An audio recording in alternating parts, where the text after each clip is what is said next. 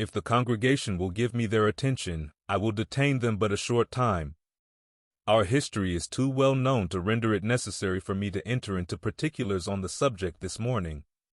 Suffice it to say to this congregation that we shall attempt to build a temple to the name of our God. This has been attempted several times, but we have never yet had the privilege of completing and enjoying one. Perhaps we may in this place, but if, in the providence of God, we should not, it is all the same. It is for us to do those things which the Lord requires at our hands, and leave the result with Him. It is for us to labor with a cheerful good will, and if we build a temple that is worth $1 million of money, and it requires all our time and means, we should leave it with cheerful hearts, if the Lord in His providence tells us so to do. If the Lord permits our enemies to drive us from it, why we should abandon it with as much cheerfulness of heart as we ever enjoy a blessing. It is no matter to us what the Lord does, or how He disposes of the labor of His servants. But when He commands, it is for His people to obey. We should be as cheerful in building this temple, if we knew beforehand that we should never enter into it when it was finished, as we would though we knew we were to live here 1,000 years to enjoy it. If the inquiry is in the hearts of the people, does the Lord require the building of a temple at our hands?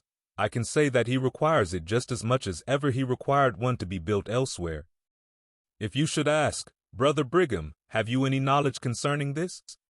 Have you ever had a revelation from heaven upon it? I can answer truly, it is before me all the time, not only today, but it was almost 5 years ago, when we were on this ground, looking for locations, sending our scouting parties through the country, to the right and to the left, to the north and the south, to the east and the west. Before we had any returns from any of them, I knew, just as well as I now know, that this was the ground on which to erect a temple. It was before me. The Lord wished us to gather to this place. He wished us to cultivate the earth, and make these valleys like the Garden of Eden, and make all the improvements in our power, and build a temple as soon as circumstances would permit. And further, if the people and the Lord required it, I would give a written revelation, but let the people do the things they know to be right. Permit me to ask the question, do you not know that it is your duty to accumulate your daily bread, to cease your wickedness? Are not these duties required at your hands? Do you not know this of yourselves? There is not an individual in this assembly that does not understand this, that is not as well convinced of it as I am. Concerning revelations pertaining to building temples, I will give you the words of our beloved prophet while he was yet living upon the earth. Many of us that are here today were with him from the commencement of the church. He was frequently speaking upon the building of temples in Kirtland, Missouri, and Illinois. When the people refused in Kirtland to build a temple unless by a special revelation, it grieved his heart that they should be so penurious in their feelings as to require the Lord to command them to build a house to His name. It was not only grievous to him, but to the Holy Spirit also. He frequently said that if it were not for the covetousness of the people, the Lord would not give revelations concerning the building of temples, for we already knew all about them. The revelations giving us the order of the priesthood make known to us what is wanting in that respect at our hands. If you should go to work to build a dwelling house, you know you would want a kitchen, a buttery, sitting rooms, bedrooms, halls, passages, and alleys. He said, you might as well ask the Lord to give revelation upon the dimensions and construction of the various apartments of your dwelling houses, as upon the erection of temples, for we know beforehand what is necessary. Concerning this house, I wish to say, if we are prospered we will soon show you the likeness of it, at least upon paper, and then if any man can make any improvement in it, or if he has faith enough to bring one of the old Nephites along, or an angel from heaven, and he can introduce improvements, he is at liberty so to do. But wait until I dictate, and construct it to the best of my ability, and according to the knowledge I possess, with the wisdom God shall give me, and with the assistance of my brethren. When these are exhausted, if any improvement can be made, all good men upon the earth are at liberty to introduce their improvements. But I trust this people do not require commanding every day of their lives to pray, to do unto others as they would that others should do unto them. I trust they do not want a special command for this.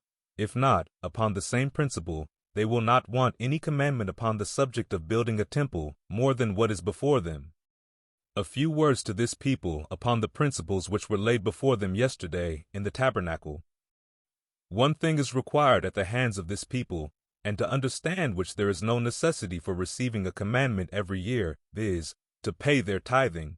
I do not suppose for a moment that there is a person in this church who is unacquainted with the duty of paying tithing, neither is it necessary to have a revelation every year upon the subject.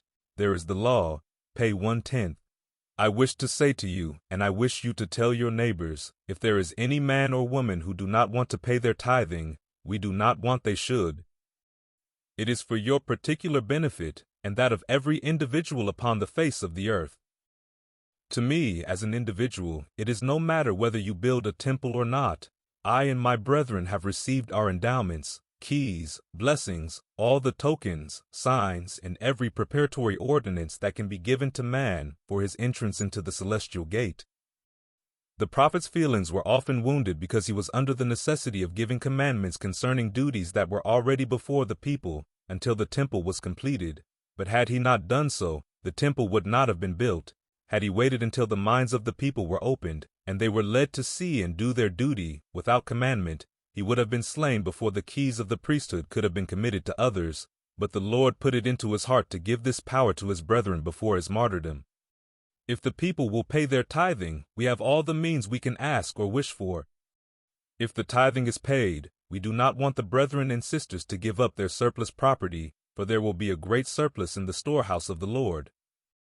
This is what is required of this people, not to give all they have, though it should be constantly upon the altar, but to be ready if required. But if the people will pay their tithing punctually, there will be an abundance, yes, and a surplus. For me to ask the people if they will give their surplus property would be useless. I shall not ask any such question, but I shall now ask the people to pay their labor tithing, that we may excavate this foundation and prepare for the stonework by the 1st of April. I expect to see a great turnout. No doubt we shall have all the help we can require. While the brethren are before me, let me say that we cannot commence to lay rock here without time, and we cannot get the stone for the foundation without the railroad from this place to the quarry is completed. These two items must be attended to. This is sufficient to say upon that matter. Let us revert for a moment to the past, to the years we have spent in toil and labor, though very agreeably.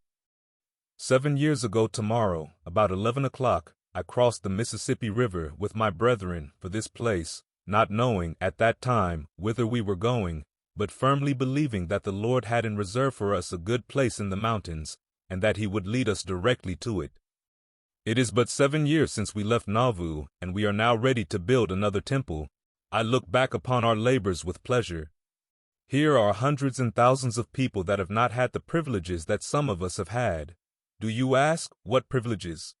Why, of running the gauntlet, of passing through the narrows. They have not had the privilege of being robbed and plundered of their property, of being in the midst of mobs and death, as many of us have. Only be faithful, brethren and sisters, and I promise that you shall have all such privileges as shall be for your good. You need not be discouraged or mourn because you were not in Jackson County persecutions, or were not driven from Ohio, Missouri, and Illinois, and stripped, robbed, and plundered of all your property. Do not mourn and feel bad because you were not in Nauvoo. Have no fears, for if the word of the Lord is true, you shall yet be tried in all things. So rejoice, and pray without ceasing, and in everything give thanks, even if it is in the spoiling of your goods. For it is the hand of God that leads us, and will continue so to do. Let every man and woman sanctify themselves before the Lord, and every providence of the Almighty shall be sanctified for good to them. I will now close my remarks.